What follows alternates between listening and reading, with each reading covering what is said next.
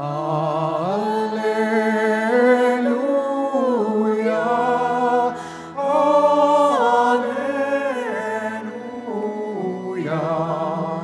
Alleluia,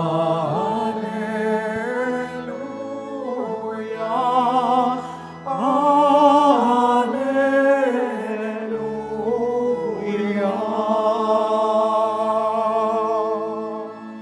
Naririto malapit na ang kaligtasang pag-asa upang ating matamasa. Alleluia, Alleluia, Alleluia, Alleluia.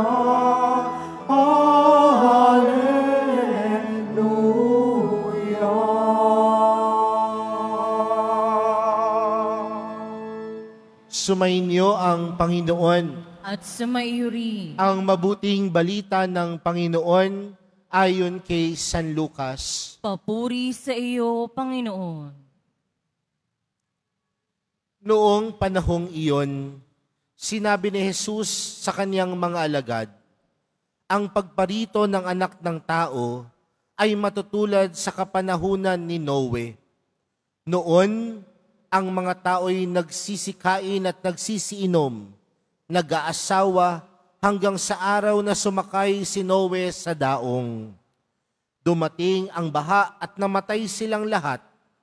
Gayon din noong panahon ni Lot, ang mga tao'y nagsisikain at nagsisiinom, namimili at nagbibili, nagtatanim at nagtatayo ng bahay. Ngunit ng araw na umalis si Lot sa Sodoma, umulan ng apoy at asupre at natupok silang lahat.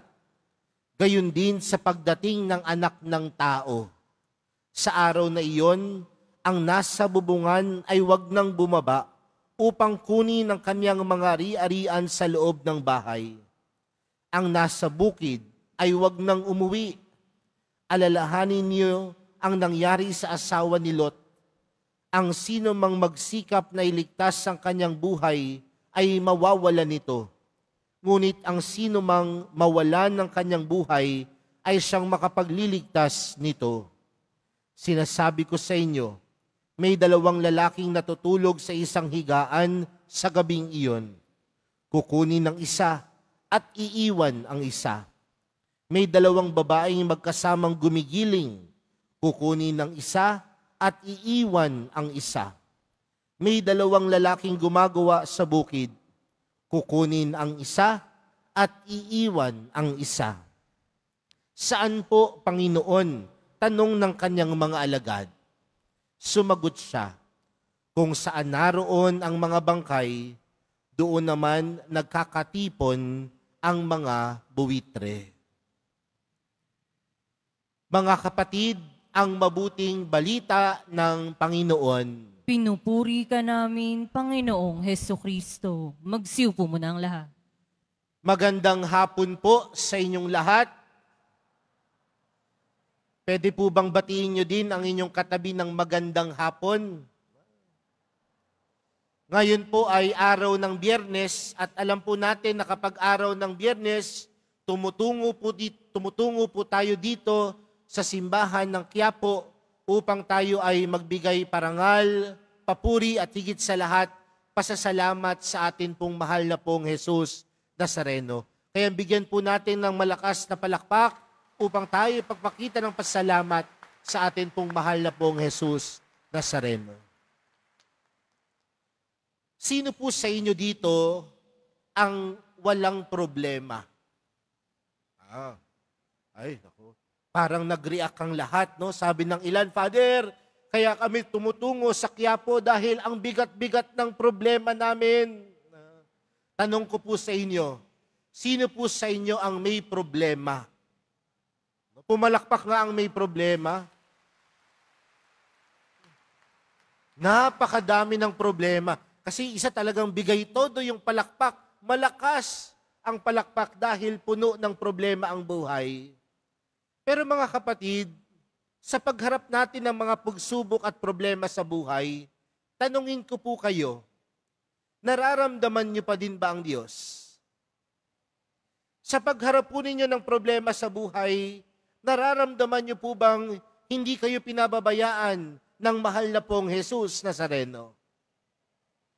Sa pagharap ninyo ng mga pagsubok, hirap, sa mga asawa ninyong pasaway, sa mga kapitbahay ninyong tsismosa, nararamdaman niyo pa din po ba ang pagkilos ng Diyos?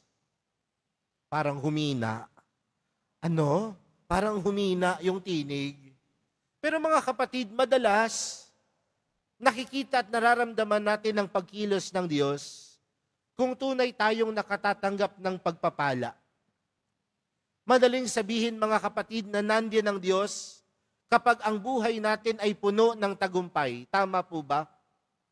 Kapag tayo nakatatanggap ng pagpapala, lagi natin sinasabi, praise the Lord, salamat sa Diyos. Pero ilan sa atin dito ang nagsasabing salamat sa Diyos kapag nahihirapan ka na sa buhay? Ilan po sa atin dito nagsasabing salamat sa Diyos kapag iniwan ka ng minamahal mo sa buhay? Salamat sa Diyos kapag nawalan ka ng hanap buhay? Salamat sa Diyos kapag nakaranas ka ng matinding sakit sa iyong kalusugan? Bakit ko sinasabi ang mga bagay na ito, mga kapatid? Dahil ang pagkilos ng Diyos ay hindi lamang po sa mga malalaking bagay. Hindi lang po sa mga oras ng tagumpay. Hindi lamang po sa mga oras na puno tayo ng kaligayahan. Pero higit sa lahat, mga kapatid, sa mga oras na para sa atin ito'y ordinaryo, sa mga oras na tayo ay nahihirapan, sadlak sa pagsubok, sinasabi ko po sa inyo mga kapatid, nandoon ang Diyos. Buksan lang natin ang ating mga mata dahil ang pangako ng Diyos sa atin, hindi niya tayo pababayaan. Mga kapatid, sa araw na ito, buksan po ninyo ang inyong mga puso. Kahit may sakit, kahit may hirap, kahit puno ng problema, alam po ninyong nandiyan ang Diyos. Nawa, makita natin ang Diyos, hindi lamang po sa mga malalaking bagay, ngunit makita natin ang Diyos sa kahit anong tagpo ng ating buhay. Dahil ang Diyos, anong kanyang pangako sa atin? Hindi naman pighati. Hindi naman pagsubok lang.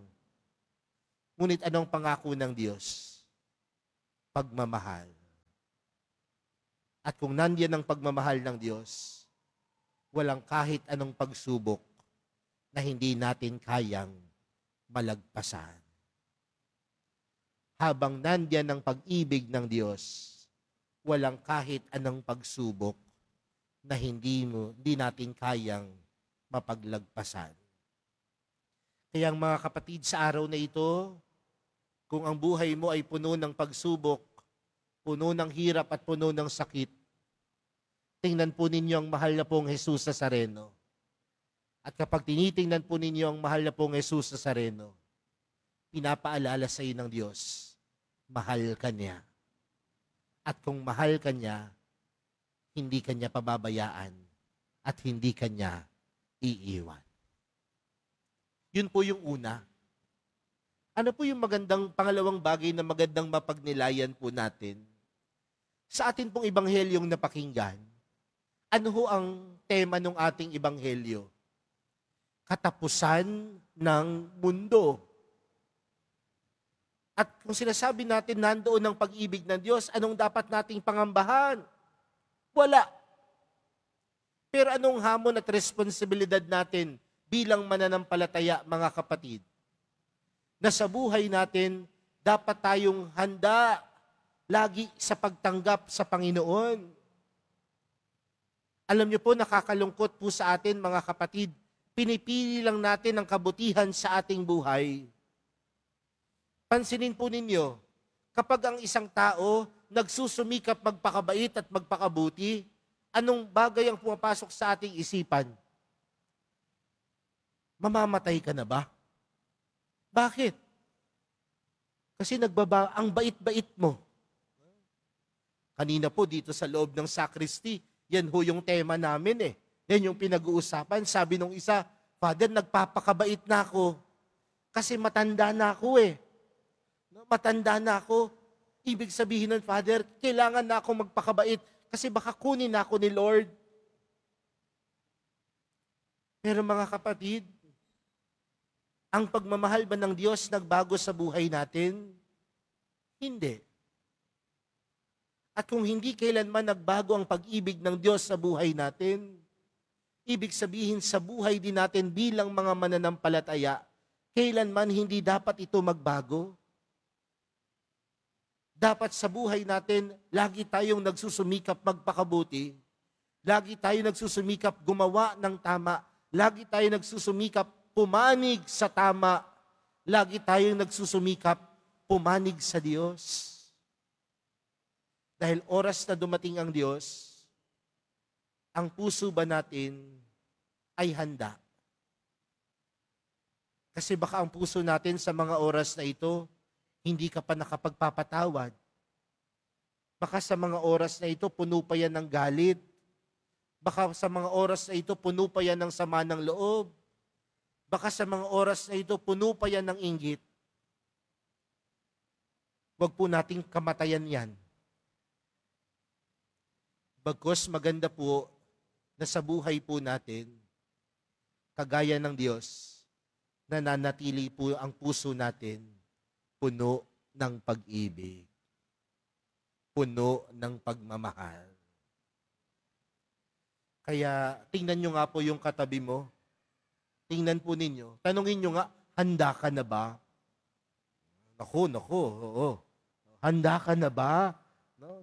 Nakakatakot, di ba? Handa ka na ba? Pero sa mga kapatid, ang katanungan na yan ay hindi lamang basta katanungan, kundi hamon na manatili sa pag-ibig ng Diyos. Dahil ang pag-ibig ng Diyos, kahit anumang pagkakasala natin, hindi ito nagbabago. At nawa sa buhay pananampalataya natin, handa tayo dahil nananatili tayo sa pag-ibig ni Jesus, sa pag-ibig ng Diyos. Kaya po mga kapatid, sa pagpapatuloy po ng ating banal na misa para sa araw na ito, imulat po natin ang ating mga mata at makikita po natin ang Diyos hindi lamang sa panahon ng tagumpay, ngunit sa lahat ng oras at tagpo ng ating buhay, nandoon ang pag-ibig ng Diyos. At kung nandoon ang pag-ibig ng Diyos, ano pong hamon sa atin?